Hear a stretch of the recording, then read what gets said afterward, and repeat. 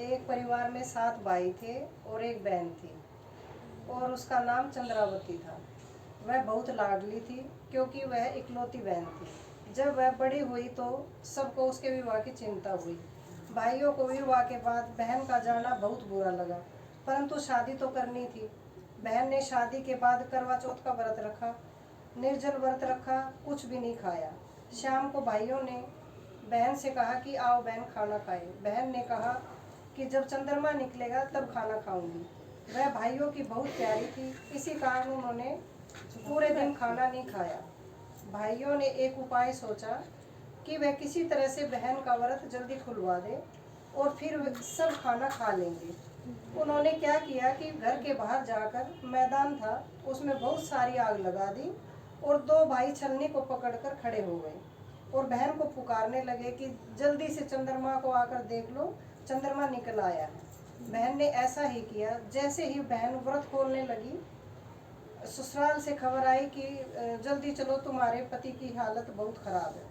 बहन ने सोचा कि मैंने तो शादी के बाद कोई भी ऐसा अपराध नहीं किया जिस पाप का दंड मुझे मिल रहा है। सारे संसार भर की स्त्रियां आज अपने सुहाग की शुभ कामना के लिए पूजा कर रही हैं और मेरे सुहाग को क्या हुआ? क्या कारण है कि मेरे पति इतने सख्त बीमार हो गए और मरने को है? उसने पंडित जी से पूछा कि पति की बीमारी का क्या कारण है। पंडित जी ने कहा कि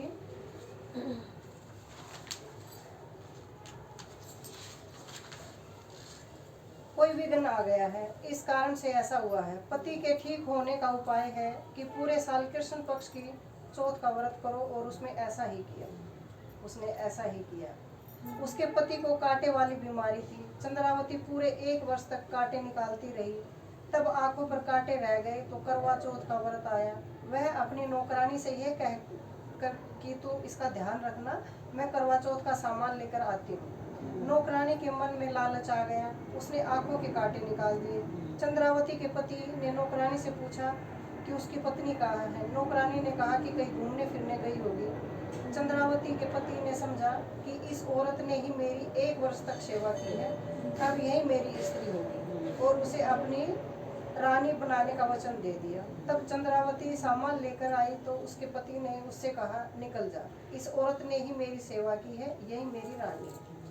अगले वर्ष जब करवा चौथ आई तो चंद्रावती पूजन के समय अपनी ही कहानी कहने लगी कि एक बहन थी, उसके भाई उसको बहुत प्यार करते थे। उन्होंने करवा चौथ के दिन कच्चे चंद्रमा को अर्घ दिलवाकर तभी उसके पति को कांटे की बीमारी लग गई। कहानी कहते कहते स्त्री की आंखों से आंसू गिरते रहे। रोती हुई उसने कहानी जारी रखी कि पति के बुरे व्यवहार के बावजूद उसके दीर्घ जीवन और स्वास्थ्य की कामना की। इस प्रकार से कहानी उसके पति ने सुन ली तो उसने सोचा, यही मेरी असली स्त्री है। दूसरी औरत तो नौकरानी थी और इसके बाद उसने नौकरानी को निकाल दिया और चंद्रावती को एक बार फिर अपना लिया। इस प्रकार से चंद्रावती से सुहाग की रक्षा हुई। 7 भाइयों की बहन ने प्रसन्न होकर चित होकर कहा कि जैसे करवा चौथ व्रत से मेरे सुहाग की रक्षा हुई है गौरा माता, वैसे ही औरों का सुहाग बना रहे, भाग बना रहे। एक ही सुना नहीं है, बस गणेश जी की हो जाएगी। अब गणेश जी की गएगी ना, 2 हो जाएगी ना।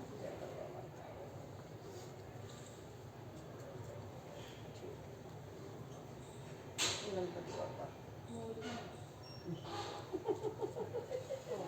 मैं पहले गणेश को पकड़ लेती हूँ। ये तो बांध लो पल्ले के, दूसरी कहानी के लिए दूसरा के हो गया ऐसा होता है।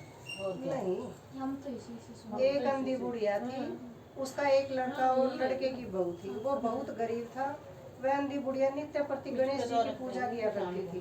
गणेश जी साक्षात सम्मुख होकर कहते थे कि बुढ़िया माई, तू जो चाहे सो मांग ले। बुढ़िया कहती, मुझे मांगना नहीं आता तो कैसे मांगू?